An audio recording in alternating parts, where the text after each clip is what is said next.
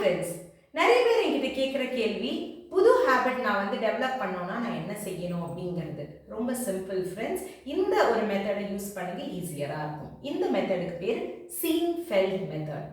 So சீன்ஃபெல்ட் மெத்தட்னா, நம்ம ஒரு கேலண்டரில் தினமும் ஒரு வேலை செய்கிறோம் அப்படிங்கிறதுனா, தினமும் அந்த வேலை செஞ்சுட்டு நம்ம ஒரு மார்க்கரோ ஒரு பேனாவை வச்சோ அந்த நாளுக்கு நம்ம வந்து கிராஸ் பண்ணுறது தான் சீன்ஃபெல்ட் மெத்தட். ஸோ ஒரு உதாரணத்துக்கு நீங்கள் இப்போ வந்து ஒரு எக்ஸசைஸ் பண்ணணும்னு நீங்கள் முடிவு எடுக்கிறீங்கன்னு வச்சுப்போம். ஸோ தினமும் நான் எக்ஸசைஸ் பண்ணுறேனா அப்படிங்கிறது, நான் தினமும் செஞ்சுருக்கேன் அப்படிங்கிறதுனா அதுக்கு ஒரு மார்க் போட்டு ஸ்கோர் பண்ணிகிட்டே போங்க. ஸோ ஒரு மாத கடைசியில் எனக்கு 30 நாளில் நான் இவ்வளோ நாள் பண்ணியிருக்கேன் அப்படிங்கிறத கொஞ்சம் கொஞ்சமாக அந்த ஹேபிட்டை நீங்கள் இன்கல்கேட் பண்ணியிருக்கேன்.